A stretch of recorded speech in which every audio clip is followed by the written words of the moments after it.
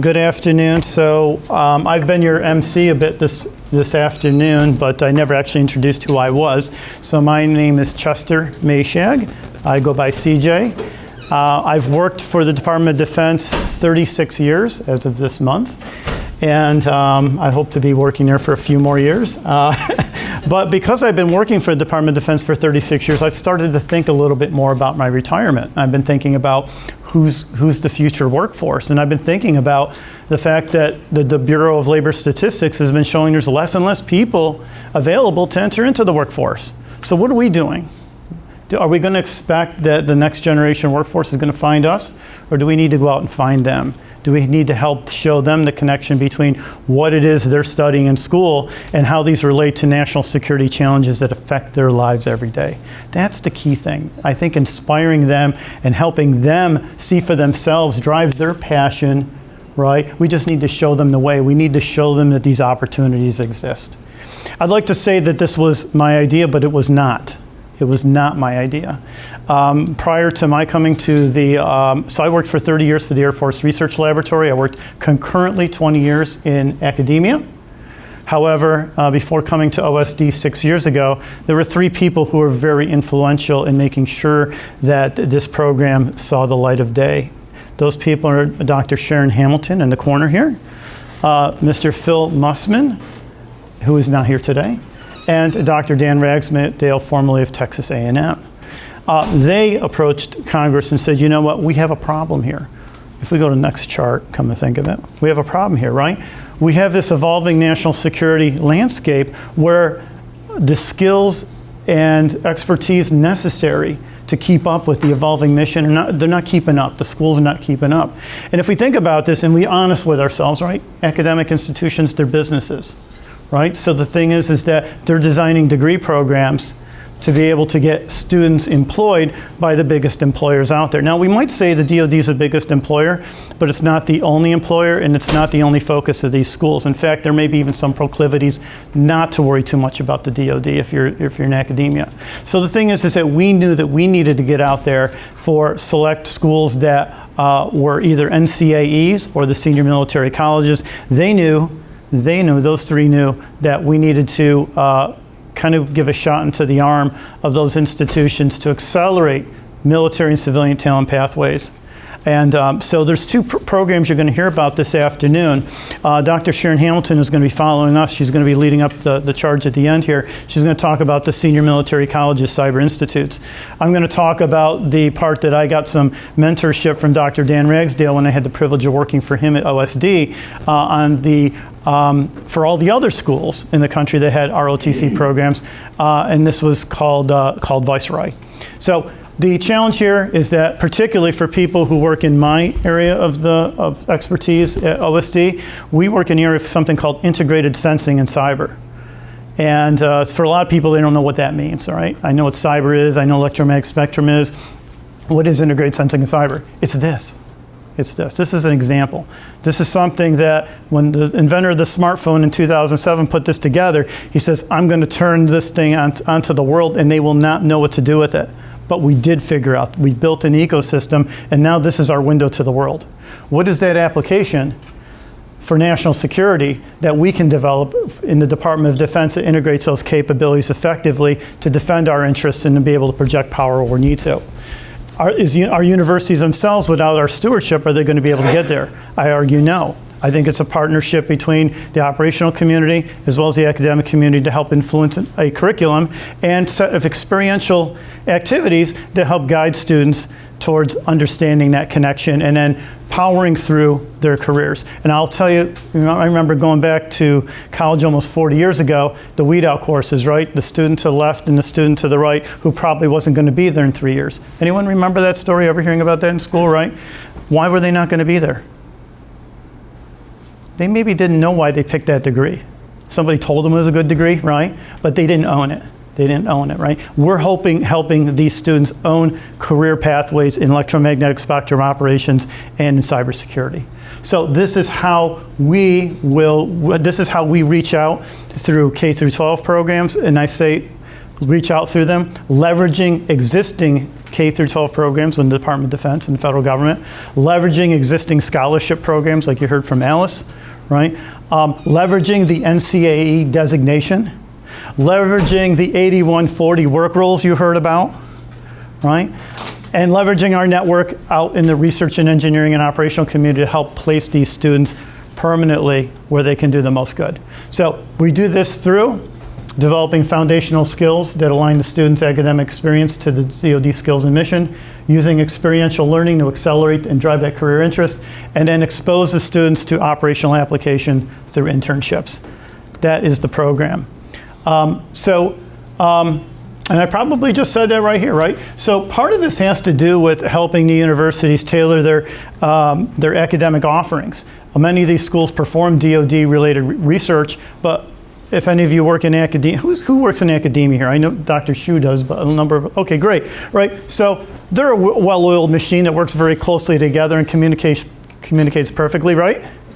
Absolutely, right? So they might as well be in different kingdoms. We know this, right? The people who are doing the researching the grants or bringing the grant money in are different than necessarily the ones who are pulling the academic program. So what we're doing is we're engaging those schools to bring those camps together so that the students are able to benefit from the research that the school is doing, and these meaningful projects help them understand the context for what they're learning. We have, let's see, okay, why, you know, we do 19,000 current, I don't know what the current number is today, Mr. Gorak, it was 17,000 one day, but the thing is that this number changes quite frequently, and the thing is that we want to be able to have the right talent that can perform the job on day one for our operational community or our research community. We have a mission-focused cyber spectrum competition. I won't talk too much about that except to say I want to emphasize what I heard from SCI this morning, what I heard from Dr. Ragsdale this morning. It's about that pyramid. It's right. How do I start with this education? How do I start with certifications? How do I move up to CTFs? How do we move toward exercises?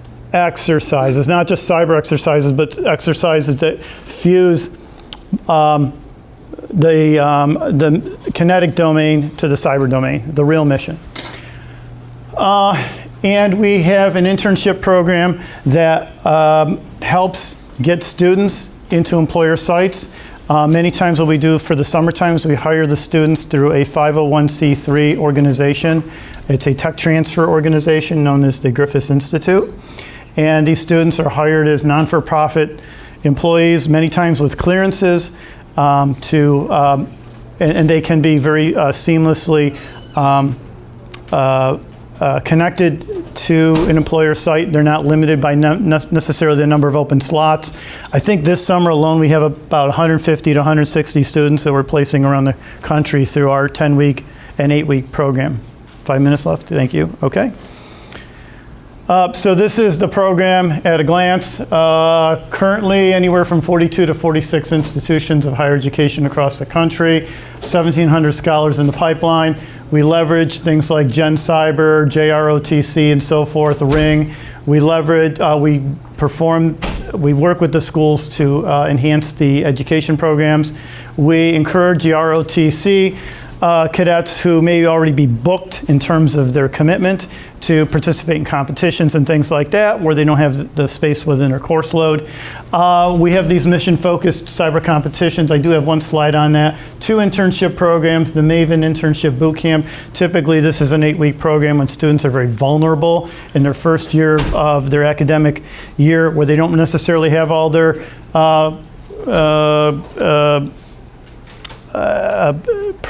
courses in their program of study under their belt to be effective to an employer yet, right? So we bring them in, we bring up their knowledge quickly on cyber and spectrum, and then that can lead to like a 10-week envoy internship, which we currently have at 12 different sites, I think, across the country now. And then eventually we have even a bridge program that helps employers hold on to a student. We can keep the student employed under the 501c3 while we're waiting for our speedy employment processes to occur. This is all this says. This is an eyeball chart, and I forgot it was in here because, like Alice, I have a new slide deck here today too, and I forgot which order my slides are. Essentially, these are all the things that we leverage. I say a lot of times VICEROY doesn't actually do anything, it just strings the things already being done well together, right? And we provide a mission focus to that. And this is kind of the same thing, so in the interest of time. So this is where our virtual institutes are across the country. I think, like I said, 42 or 46 are color-coded. Usually a virtual institute has an anchor institution and then a pipeline of like lower division schools that sometimes support it, or there's complementary activities at another school. Sometimes there are articulation agreements. In other cases, there's crosstown schools for ROTC involvement. And these are internship sites. So we have 11 or 12 sites, depending on how you count them, everywhere from Naval Undersea Warfare Center. This is China Lake, Niwik Pack, Redstone Arsenal just got added this year. Cyber Fortress, really excited about that. 30 ROTC students from across the country converging upon the Army Research Laboratory, setting up a red-blue competition network, and then they're going to be deploying that down at Virginia Beach during the first couple of weeks of August in a critical infrastructure tabletop tech demonstration and red on blue attack and defend activity. So they're not only going to learn, and this is again going back to what I heard this morning about teams, the importance of teams. It's not about the skills working alone. What we're going to be doing in the fight is we're going to be fighting together. And this is what we're giving our students exposure to, is that joint environment.